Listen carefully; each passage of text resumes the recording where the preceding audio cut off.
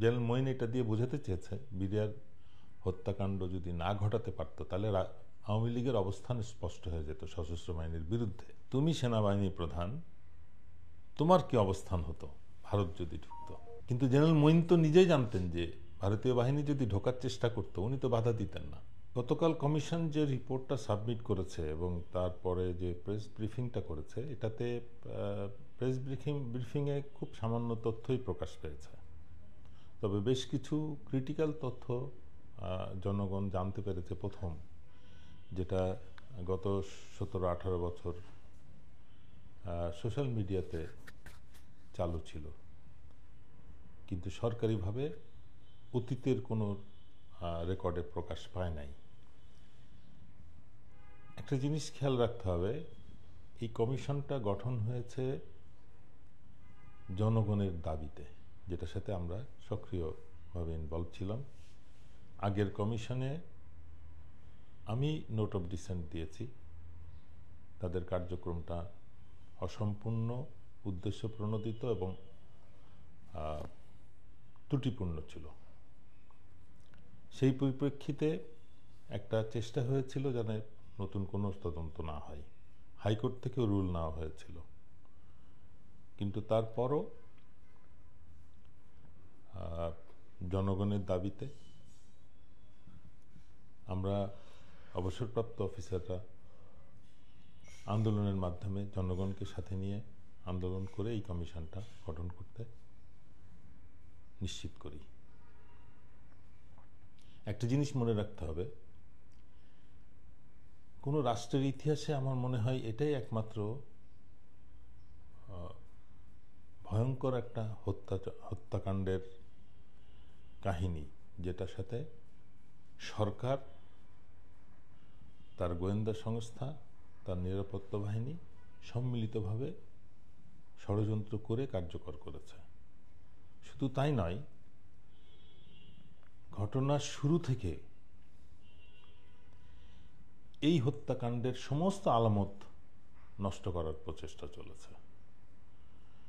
সমস্ত চক্ষুষ সাক্ষীকে পরিকল্পিতভাবে বিভিন্ন কায়দায় হত্যা করা হয়েছে।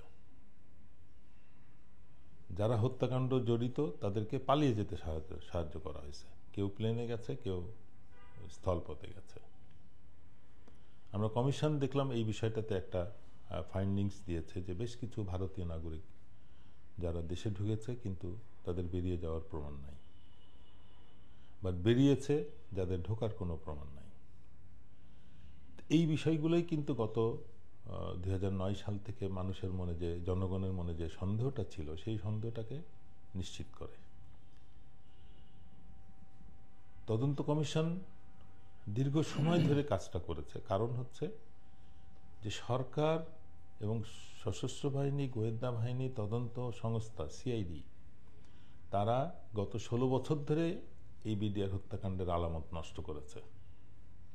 সেখান থেকে ডিগ করে সঠিক তথ্য বের করে আনা এটা কোনো সহজ কাজ ছিল না।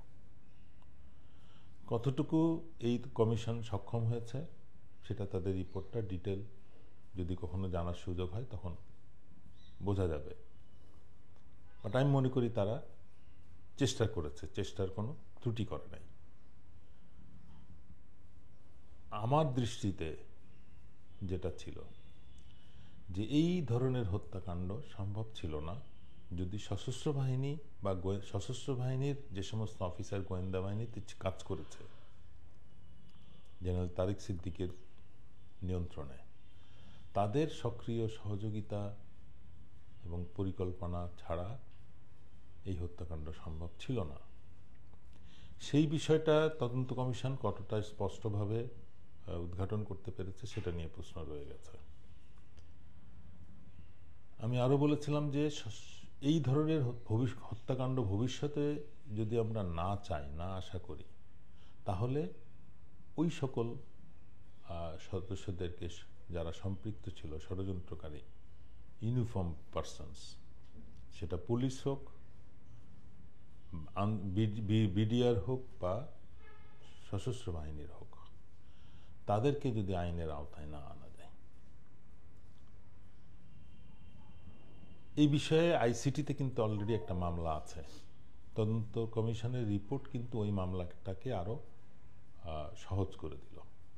আমি আশা করব আইসিটি এখন ওই মামলাটাকে এগিয়ে নিয়ে যাবে এই তদন্ত কমিশনের রিপোর্টের ভিত্তিতে। আমার ধারণা ষড়যন্ত্রের সূচনা থেকেই সশস্ত্র বাহিনীর কিছু সদস্য ইনভলভ ছিল।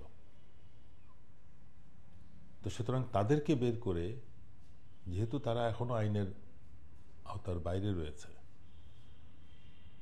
সেনা আইনেই তাদের বিচার করা উচিত, তাহলে সেটা দ্রুত কার্যকর সম্ভব হবে। কিন্তু এখানে আমার প্রশ্ন রয়ে গেছে, বর্তমান যে সেনা প্রশাসন আছে তাদের দ্বারা নিয়ন্ত্রিত যদি কোনো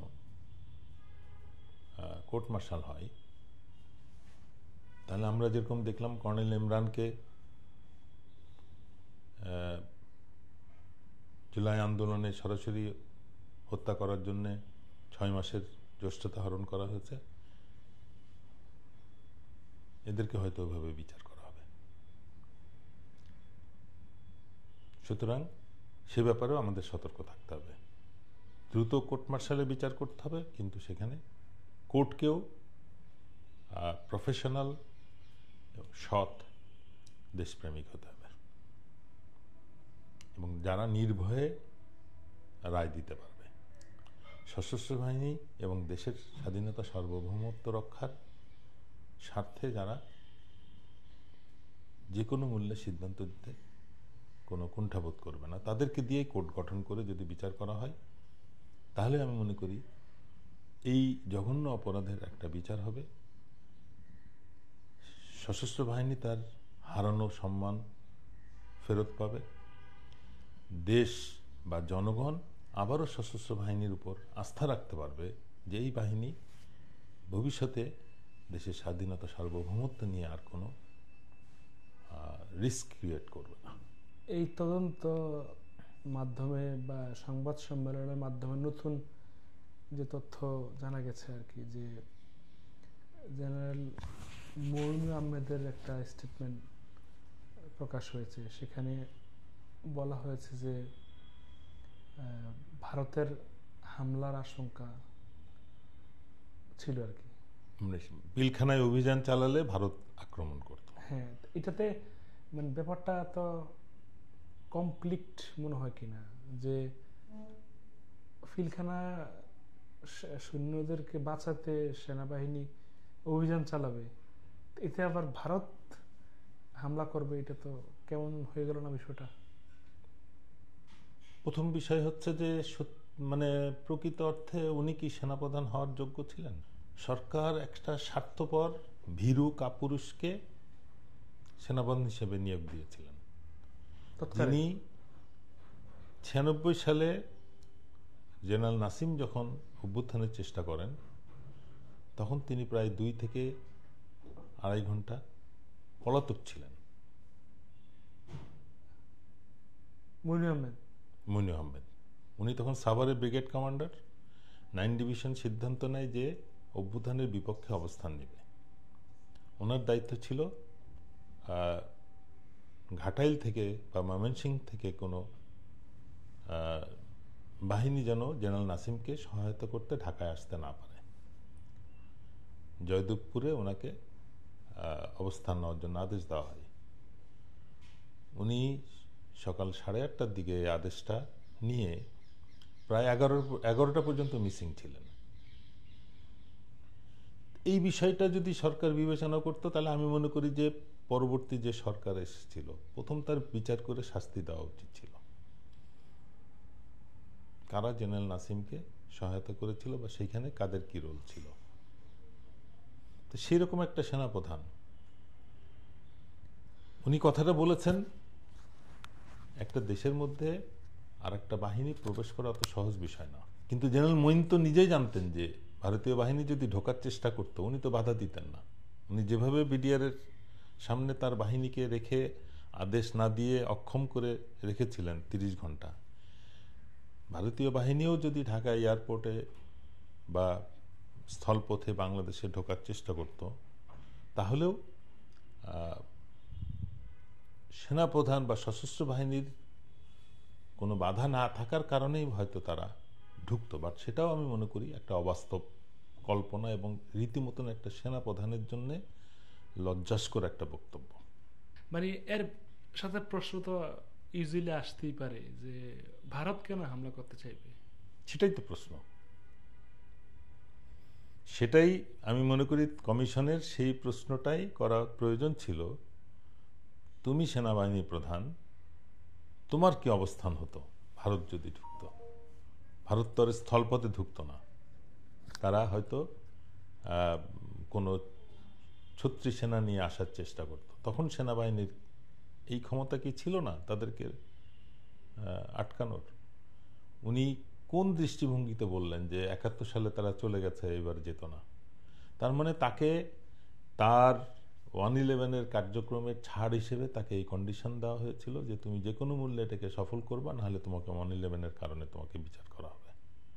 উনি অ্যাবসলিউটলি নিজের স্বার্থে এই দেশকে, সশস্ত্র বাহিনীকে এই রিস্কের মধ্যে ফেলেছিলেন। আমি মনে করি বিচারটা ওনাকে দিয়ে শুরু করা উচিত। ভারতের পছন্দের দল তো ক্ষমতায়, তো ভারত কেন আবার আক্রমণ করবে? এটা মানে এটা ইউজুয়ালি এটা মানে অগ্রহণযোগ্য বিষয় ছিল। মানে জেনারেল মঈন এটা দিয়ে বোঝাতে চেয়েছে বিডিআর হত্যাকাণ্ড যদি না ঘটাতে পারতো তাহলে আওয়ামী লীগের অবস্থান স্পষ্ট হয়ে যেত সশস্ত্র বাহিনীর বিরুদ্ধে। তখন আওয়ামী লীগের সরকারে টিকে থাকা সম্ভব হতো না। এই কারণেই বলছে আওয়ামী লীগ যদি ব্যর্থ হতো তাহলে হয়তো ভারত ইন্টারফেয়ার করতো। বাট আমি মনে করি যে ওই পরিবেশ বা ভারতের বর্তমান যে সেনাবাহিনী বা সশস্ত্র বাহিনীর যে সক্ষমতা আমরা দেখছি, এটা তাদের ওই হিন্দি সিনেমার বুলি ছাড়া আর কিছু না। সেনাবাহিনীর কোনো আগ্রাসী কোনো পরিকল্পনা বাস্তবায়নের যোগ্যতা আছে বলে আমি মনে করি না। 71 সালেও এটা তারা পারতো না যদি বাংলাদেশের যারা ফোর্স বা মুক্তিবাহিনী যদি তাদেরকে সাহায্য না করে।